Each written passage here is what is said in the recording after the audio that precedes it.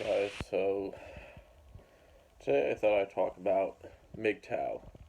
For those of you who don't know what MGTOW stands for, it's men going their own way, and it's basically a male sphere philosophy centered around male empowerment and, defying normal male-female social norms because MGTOWs are of the belief that um, Western society as a whole is gynocentric, meaning females hold the vast majority of power over men, and that um, they use that power to take, and not only females, weak men, who they term simps, use that power at the expense of ordinary guys. Case in point, divorce courts that are overwhelmingly biased against men and show favoritism towards women. Or another example would be affirmative action. Um, females now make up the majority of college students, university students, despite the fact that men, earn higher test scores in college. Uh, One can look no further to recent advertisements, such as Gillette, that lambast males for quote unquote toxic masculinity. I'm just going to say that I have a profound respect for MGTOW because they do underlying some truths, some fundamental truths about female nature.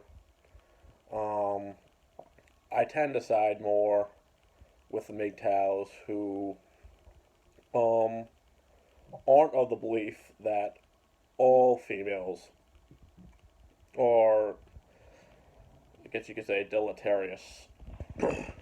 Meaning, I do believe that there are unicorns, or not unicorn, yeah, I guess that's what they call them. Narwhals, not all women are like that.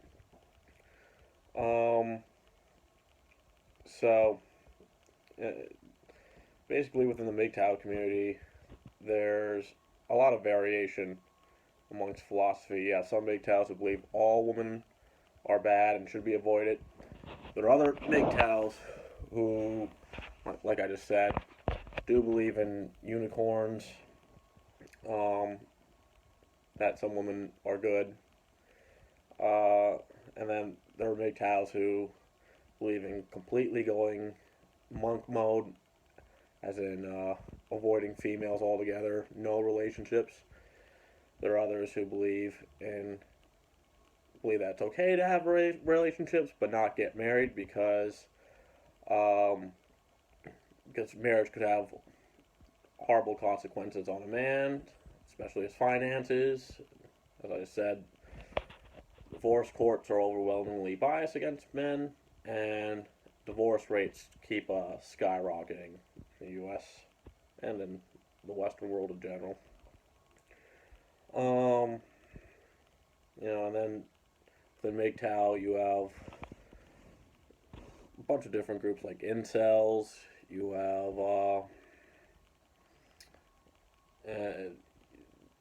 have former men's rights activists, and that's a whole different category for another time. Um, MRAs, men's rights activists, basically believe in fighting for male rights to change the system. And there's a difference between MGTOW and MRAs, is that MGTOWs believe that the system's rigged to the point, society's rigged to the point that protesting and fighting for male rights is pointless, and that the only way they can combat gynocentrism is to basically drop out of society. Okay, the point, hence men going the wrong way. Um,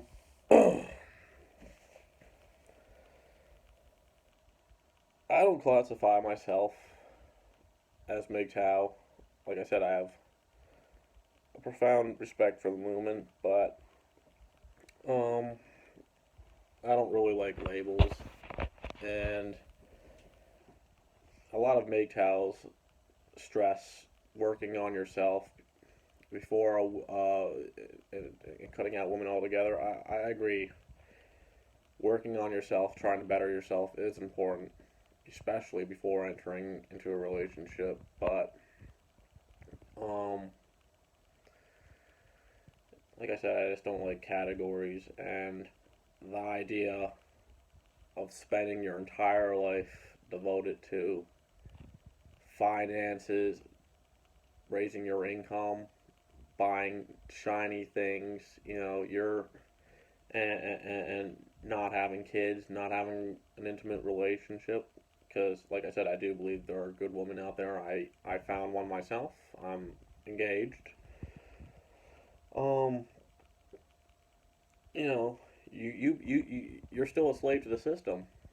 If you dedicate your life to materialism, because what's the point of raising your income if you're not going to use it for anything? You're not going to use it to have kids. You're not going to use it to get married. You're not going to use it.